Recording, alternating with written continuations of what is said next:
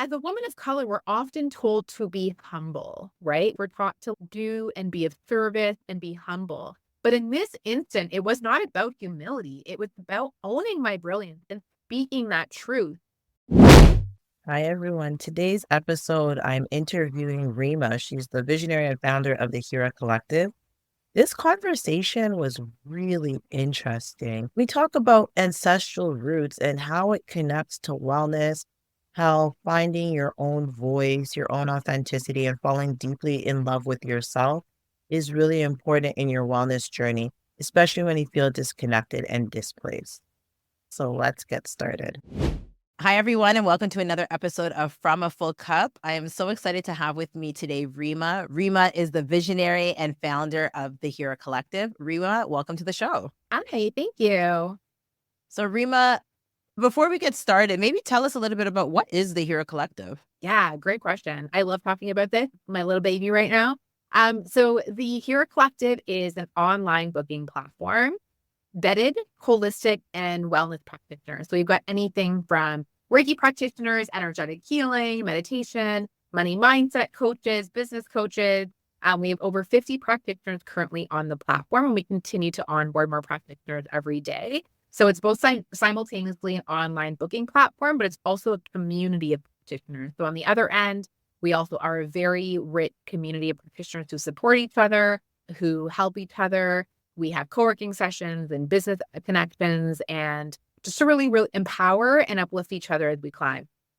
I love anything that's about upliftment, but I want to hear the backstory. How did this come to be? How did you get into this line of work? Yeah. So, I've struggled with all kinds of different things in my life, whether it be like with my mental health, my depression, things around, my health. I had a concussion, I had a major car accident recently. And as a child, I was always very curious about my ancestral lineage and the modalities and the healing modalities and just like how we did things. And so I'd often ask my grandparents about things. And I'm from a population that is displaced. So we no longer have a home or a land to, go back to when, we're sometimes racially told to go back to our country or our land. I don't really have that. But like curiosity started very young. But as I start to grow older and have like these like depression or anxiety, I was always looking for alternative ways to support myself and find that sense of healing, simultaneously a sense of connection and that connection to my roots. And I came across practitioners who were heartful in how they shared their practices, and whether it be Reiki or I had an energy healing practitioner I was working with, multiple therapists that I work with that came from a very colonized lens. And so along my path, I started to build my community of people that I leaned on that did honor the ancestral lineages of the practices that they share. But it took a while to get there. And what I've noticed was that when I was in those dark, dark spots, I didn't know where to look.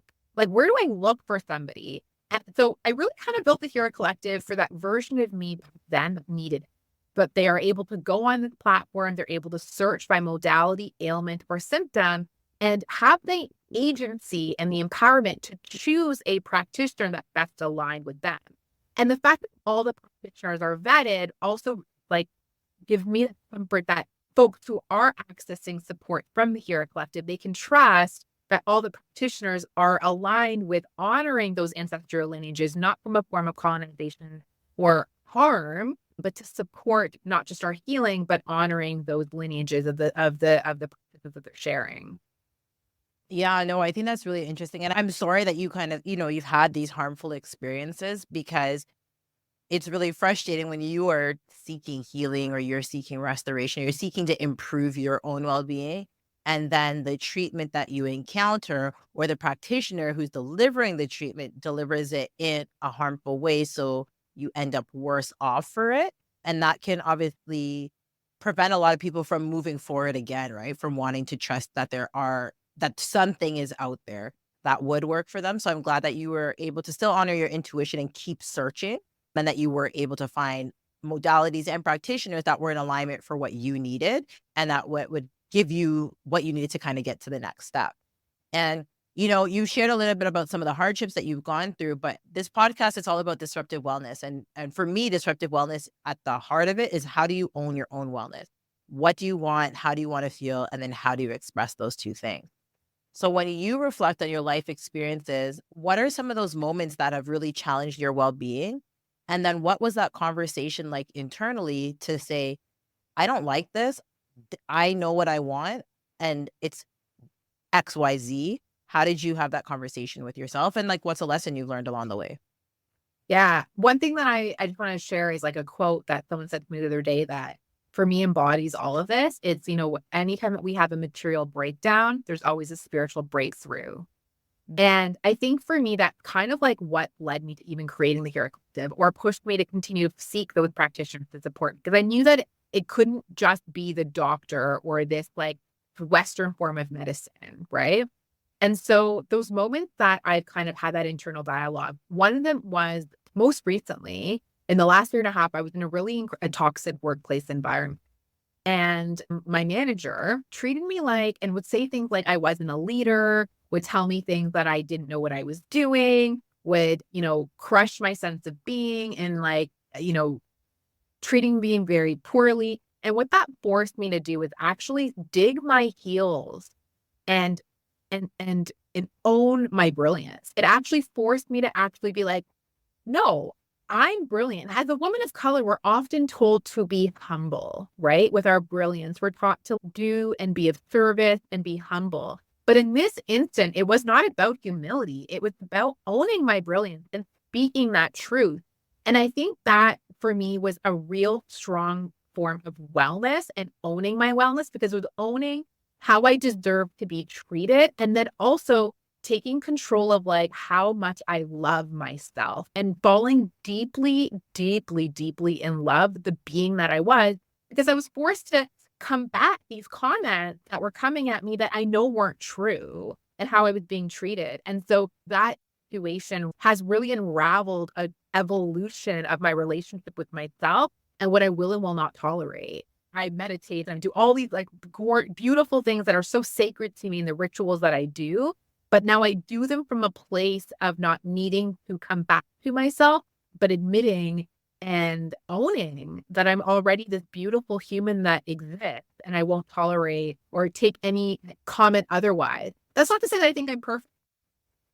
I think we're always in a form of, in a form of transformation. The Hira Collective, I know I'm bringing it back to this, but the Hira Collective, the logo is actually a butterfly with a diamond. And Natalie, that's actually why it is. The butterfly represents the fact that we're always this iterative form of transformation, but the diamond is that we're already whole and complete. And that a diamond is actually created as a result of pressure and compression. And in spite of that, or because of that, we shine brilliantly and we're invaluable.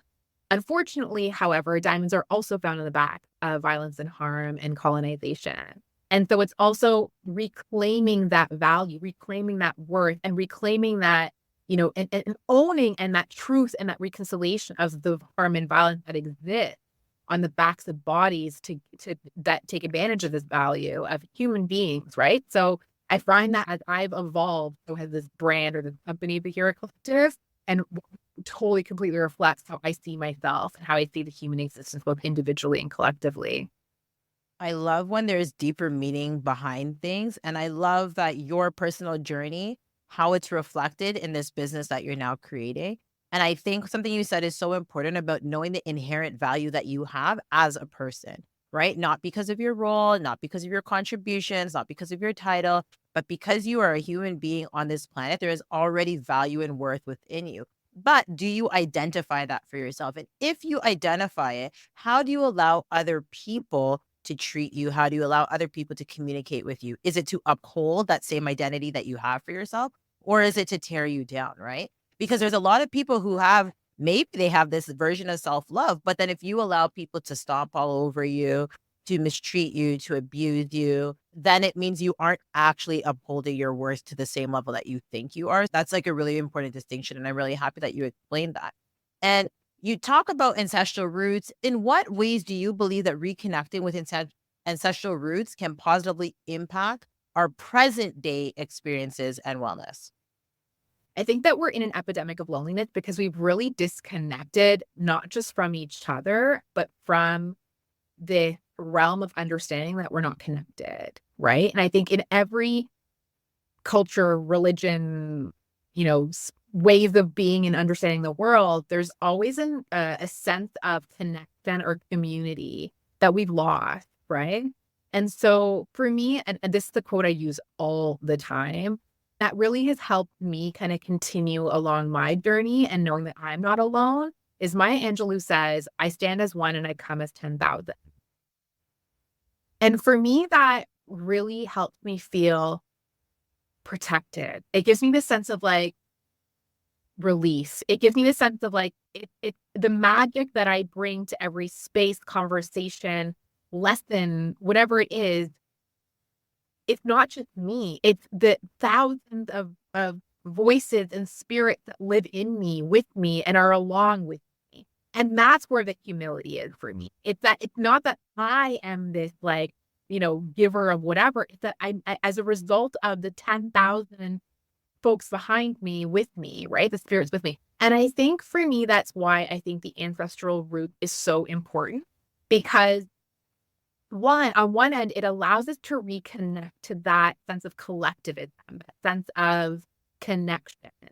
And on the other end, it's also a form of decolonization. It's a form of reclamation. We repeatedly see in the world practices being used or shared from a place of harm, right? So we're sharing Reiki, and we're not acknowledging the Japanese roots of where it comes from. And yes, we can also say that we don't really know the roots of anything because there's so much erasure. But what we do know we should share, right? And as we continue to, peel that onion, we'll learn more. So I think that I believe that as we honor the ancestral roots, we're reconnecting with those ancestral lineages and the spirit and the power that is there. But we're also practicing a form of decolonization by actively reclaiming those practices, bringing honor to those practices in those spaces and places that are or once have been, dismissed for like, oh, like that's woo woo, or like, meditation's weird, or yoga is kind of like a weird thing you do. And, as the white man starts to allow these practices into the space, then we start to think that they're valuable. But I want to change that. I want us to honor the roots that what we had and what the practices that we share without waiting for permission from the white man to approve it. Yeah, and there's such power dynamics there, but when we talk about authentic ways of knowing and being, but also that history, and how are we acknowledging the history, and is it carrying forward, or is it being transformed into someone else's history or someone else's new day going forward, but there was a history, but because it was erased, no longer does it exist. So these are all really deep level, high level, critical ways of thinking, and it's important for us to engage in conversations about different modalities, different practices, and what is the history behind it, and what's the lens from which we're viewing it and interacting with it.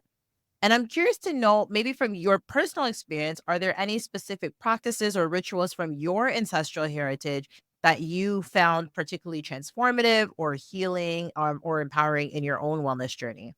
Yeah, absolutely. I want to first acknowledge where and who I've learned them from. So my grandma, Bopati Hiranandani, that was her name at birth. Her name then changed after marriage, both her first and last name. Bopati means butterfly and Hiranandani means diamond. So she is the essence in the logo of the brand. So she's my partner in building the Hira Collective. She passed 9 years ago this August. Her partner passed away very young and I never met my grandpa, but she was very close to her brother who can continue to be in relation with her and in my life as well. Every Sunday, him and I would have a Skype date, or and then that evolved to a WhatsApp or a FaceTime call. He lived in another part of the world, and he would do face yoga with me, or he would teach me mudras, and he would do meditations with me. First thought it was just like a cute thing that him and I would do, and it was like kind of fun, and I would learn things. But as I reflect back on that, it was really about teaching me about all these other ways of finding healing and finding our space and finding ourselves and coming in ourselves and helping me regulate my nervous system. Because he could obviously identify that I wouldn't do that well in those times. And so, meditation and yoga is very integral to my everyday. Another thing that I do a lot is journaling, but the journaling is not is not what you might think. The journaling is actually when I was little, I would hear all these stories about my grandfather, my nana, my maternal grandmother's husband, and I never met him. So as a child, like very, you know, naively, I thought if I wrote to him, I would hear him or I would be able to talk to him. So my journal was never Dear Diary, it was always Dear Nana. And I would talk to him. And so I still do. I still will write to him and have these like, etherical conversations with him. And so those three things I think like, keep me really afloat. Before we started recording, we talked about going for walks. And I love going for walks. I love grounding. I have a little dog who's really fun to be with. I don't enjoy going out in the winter, but I do love being with nature and just like grounding and having that like that commune with nature. And those are some rituals that I practice, and I honor my body and I honor myself in knowing when I need them. I do them with a sense of joy, and I allow myself to bring in those practices as I need them and as I want to engage with them. Yeah, I love that. I love the idea of honoring your body, but I also love that you paid homage to where you learned these practices Thank from. And I think specifically in a time where, a lot of people have migrated and they're disconnected from either their family, their ancestors, or even the actual physical spaces and places from which their ancestral roots lie. I think being conscious and intentional about how can you revive that for yourself or how can you maintain those connections is really important. So I think what a creative way, right, to write these letters to someone that you did not actually get to meet, but you were still able to honor the connection and still allow in a more evolved sense of the way, a two-way communication you were open to receive in a different kind of way, right? So it's not so you. logical and black and white, but I think that's like a really interesting way of and I think sometimes we just do have to get creative, right? Yeah. When we're displaced or when we're disconnected from those we wish we could have been connected to or wish we were still connected to, what are ways that we can still foster some sort of authentic connection that's gonna be meaningful for us, fulfilling for us, and still help us in our journey. Yeah. And there are deposits all around the place, right? And it's, like, funny because like, one of the most impactful probably the most impactful trip I've ever gone on was to Egypt. Wow. And even when you go to Egypt, you can on a spiritual sense, not like a religious sense or anything, but you can just feel the impact of the ancestry, the impact of the lineage, the impact of all the experiences that have happened before. You can just put your hands on a rock and feel it. You can just feel Yeah. it in the air. So even me just placing myself in that space, in that country, walking the walk, breathing the air, like it was so impactful for me. And that's like even another way that people can find some sort of solitude and connection, even if you Yeah. don't know what it is you're connecting to. I've actually had that story happen a couple times. The other time it happened, I went to Zambia. That was my first time going to Africa, so to the Wow. motherland. And so that's obviously where my ancestral heritage comes from. And it's the moment I stepped out the plane and we stepped directly at the tarmac, I just felt something. I was like, I feel like I'm home even though I've Yeah. never been here before. Yeah. And so I think that those things are kind of embedded deep within us, and I can't give the explanation of it's in our DNA or where it is. I don't know all of that, but I think that when you belong, you just know, or and Yeah. when you connect, you just know. But on the other side of it, so yes, we have this really powerful connection to our ancestral roots, but at the same time, sometimes we have a lot of intergenerational trauma. So Wow. addressing intergenerational trauma is often a significant aspect of reclaiming wellness and healing.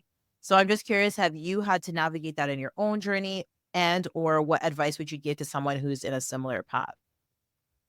Yeah, great question. I think there's a lot. I think when we categorize emotions as good or bad, I think that's actually where our first misstep is, right? Every experience, every emotion is bringing us closer to that version of feeling a sense of peace and connection. And life also makes more sense backwards, right? It doesn't make sense when you're in it, like when you're actually in it, right? So when I reflect back, I think there's always been a lot of anger and like feeling of not enoughness because of the color of my skin. I remember scrubbing my skin when I was a kid, wanting to be white. I thought I was dirty. And, when people talk about India or like this like land, I'm like, I think I'm Indian, but I'm not sure. And so I think that there was, as a child, right? Like that anger, or that confusion turned into anger.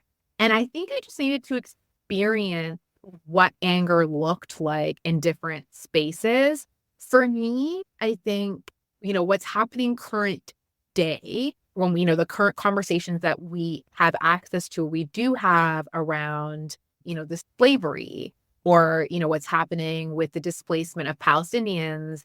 The reason I get so angry or upset is because my I feel connected to that 'cause I also feel like I experience that, and so I allow myself to acknowledge the feelings come up when we're talking about other, populations that are being displaced or have been displaced and the impact that it's having on that community, right? As we're dividing families, we're separating families because that's really how we harm the future generations of any community.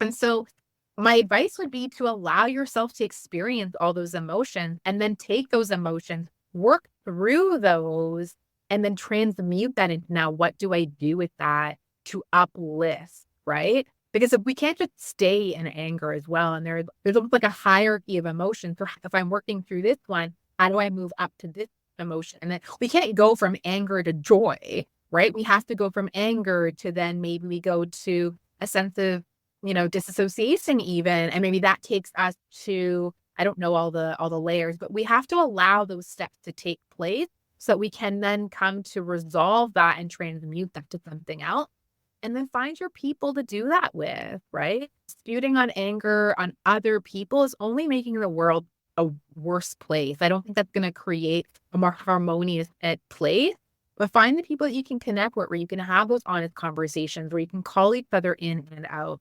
Natalie, I feel like you're gonna be someone who I'm gonna call on and who I'm gonna get to have conversations with, to learn with and learn from, right? And I learn with each other, like from each other. So I think it's really important to open yourself up to connection and to help you also find that, but also find spaces where you could find a coach or that healing person. Shameless plug, jump on the Hira Collective to find that support for you, right? Because I think that's what's helped me the most. No, I love that. Thank you for sharing. And I think it's so important too to understand that you have to give yourself grace for where you're at. Yeah. And it's okay. And I think so. You mentioned a couple quotes. So my most favorite quote of all, and I quote on this podcast all the time, is "To thine own self be true." Mm. And a lot of people are walking around lying to their own self. They're living in Mm. inauthenticity. Mm. And I think the most impactful thing we can do is be true to ourselves and then follow the path that we're called to take, even if we don't Mhm. know exactly what it is. Yeah. But it starts with just having that reckoning of what is the situation. I think even as you said, like, what are the emotions that I'm currently feeling? How do I process this? How do I kind of move to the next level? But just giving yourself grace to recognize this is where I'm at right now, and all the emotions are valid, right? And I think of emotions just simply as information, and then it's up to you to decide what you do with that information. But that's really important. I like what you mentioned about finding community. And I think that's a really good tip, because I was going to ask, like, how do individuals create that sense of agency and empowerment in their daily wellness practices despite societal and systemic challenges?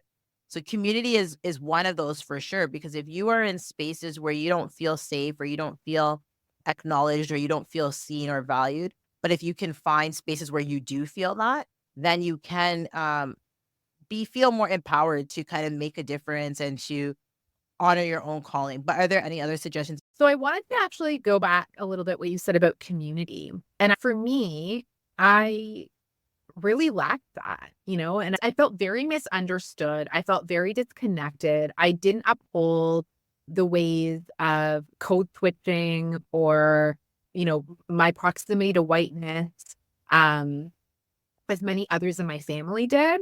And that was hard. It was hard because I wasn't Indian enough. I wasn't white enough. I wasn't, and I think a lot of people can relate to that.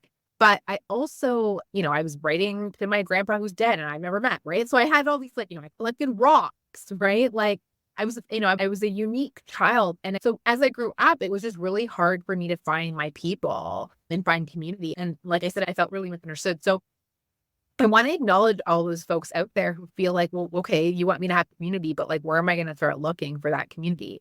And I would say, just do what you like doing and just do it, and those people will come to you, whether it's collecting rocks or, joining a meditation group or, jumping on the Hero Collective. We have a ton of community events happening, like, come find your people. But I also want to say that community is a radical act of healing. In an individualistic world, we're taught that go to the doctor, get the medicine. You're responsible for your health. It's because of what you're eating that's causing you not to eat, be well or whatever, your stress. But we're not looking at it from a system issue, right? The stress is caused because we're in a system of colonization and patriarchy. We're in a system of toxic work environment. We're in a system, right? And so, being in community is really a radical act. And so when we move toward healing in community, having conversations you and I, Natalie, are having, building those connections where it can be so healing, that in itself is healing. And so I really invite that sense of vulnerability when you do find those people that you can feel like you can be vulnerable with, you can be that, weird self. I don't like using the weird, but if that's what, the world has taught you that you are, like the self that you are, that's what I would say is lean into that and try to move away from this individualistic belief that healing has to happen alone, because it doesn't. It never did. It never has been. We just have adopted this belief because we're in a colonized world. No, I love that. It actually reminds me of a podcast episode I did last year with Quibila, and we were talking about this idea of community. It's come up a couple times on the podcast, but community is so powerful and healing in community is so powerful. But the thing that prevents us from it is everybody wants to keep to themselves. They want to keep the hurt, the pain, everything to themselves. And so it prevents community, but then it also prevents healing. And so when we think about our individual well-being, it has to be thought of alongside the collective well-being. And so a lot of times we are thinking, we're just measuring our own well-being. Well, how do we feel? We're not paying attention to how does the collective feel around us, and how are these two things moving in synergy and alignment with each other? Or if they're diverging from each other, why is that? Right? Because at the end of the day, if you're well, you would think and hope that the people around you are going to be well too, so that everybody can experience the fullness of life, right? That should be our want. Thank you for sharing that. What are some practical tips or techniques that listeners can implement in their daily lives to connect with their ancestral roots in support of their wellness journey? I think everything starts with a pause. I think, the reason that there's so much anger in the world, there's so much confusion, there's so much division, there's so much cancel culture, is because we're not pausing. So I invite people just to start there, to be honest. And that could look like in the morning when you get up, when you pour a glass of water, you watch each drop enter that glass. You feel each drop come down your throat. It could look like when you're brushing your teeth, you feel the bristles, right? It could look like you pause and look at the different colors on your plate before you eat, and you acknowledge all of the people and that were part of the fact that there's food on your plate. The farmer is the person who then picked fruit, the person who then brought the fruit on the truck, the grocery store clerk, like all those things. And I think when you start to do that, you'll start to invite this sense of curiosity and this sense of connection that even the food on your plate, even the water in your tap is connected to something. And that'll open yourself up to then being like, okay, so what's my connection to lineage? And the reason I invite it to be that way, and it sounds so superficial, and like not related, is that I think it can feel really overwhelming, especially when we're coming from a population, or folks are coming from that are displaced. I think it can bring up a lot of anger of like, I'm never going to learn, or, my ancestry was murdered and killed. And although those feelings and those experiences are very valid, how do we bring grace and compassion to that experience? Things have to be hard, right? We've created this belief that healing is hard, and then we come to this light. Why don't we flip that narrative and say, well, can it be easeful? Can my experience of reconnecting to my ancestral roots be easeful? And so I'm suggesting this because I think it's more easeful. And then as we start to build in that curiosity, to start writing, like free writing, see what comes up.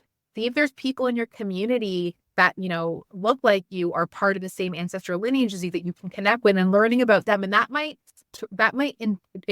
create triggers of like memories or things from your own background start to go to like thrift shops and things like that, where you can start seeing and looking at things. Because it's amazing what the human body actually remembers and what we can actually remember when we look at things too. And I think that it's a journey, not a marathon. It's a marathon, not a sprint, right? It's something that we're like meant to know all at once. We'll continue to unpack and unravel as we continue to evolve. So we can then pass it on to the generations below us and beneath us. As you connect to those ancestral lineages, whether that be through meditation, whether that be through a practice that you're learning from somebody from your own community, or journaling, or just sitting in silence, take note of those things, right? Take note of them and truly honor them. Allow those tears to come through, show grace and respect and love for those practices so that you're building that connection and knowing that that connection will continue to spiral upward. Yeah, no, I love that. Thank you so much for sharing. And at first, you know what? I really like how you explained that sometimes you just need to start in a lighter way, because there can be topics that are very burdensome for some, very painful for others, very harmful for others, very scary to even like enter into. And so I appreciate the easeful way of healing. Like that's something I'm going to take away and think more about that, because I think, when we talk about therapy, we always talk about doing this hard work, and some of it is hard. I'm not going to lie, but how reimaginative to consider what would it look like to have easeful healing instead. Like that's something I have to go away and ponder. So I appreciate this conversation and just making me think about something different from a way I've never necessarily thought of before. So that's exciting to me. Reema, this has been such a good conversation. I really appreciate you coming on the show and just sharing all your wealth of knowledge with us. Before we wrap up, we're going to transition to rapid fire. Are you ready? Yes, love it. Okay. So first question, it's nice and easy. What is your go-to karaoke song? No, No, No by Destiny's Child. What's a really good book that you would recommend everyone should read? The Prophet by Khalil Gibran. It's my favorite. It's poetry. It's the best. It's gorgeous. Also Bell Hooks, because we're talking about reimagining. Bell Hooks, all about love, all things Bell Hooks. Is if we're talking reimagining, lean into that. Let's see how you can reimagine how we lead and see life, right? Funny enough, I was going to mention bell hooks when we were talking about this idea of community and self-love. And I'm going to link that podcast that I had with Quibila in this show notes. Love it. What is your favorite way to fill your cup? Cuddling with my dog, Nico. And Love a good cup of Indian chai, because it makes me feel so connected to, just the art of making tea. That's like what my parents did it, my grandparents did it, my great-great-grandparents did it. Whether they're in Pakistan or India or Canada, we made tea. So I love that. I love that. And this is our final question. In 3 words, what's your version of wealthy life? And for me, wealthy is spelled WELLTHY. Wealthy is freedom, in service, and always being connected in community. So freedom, service, community. Mm-hmm. All right.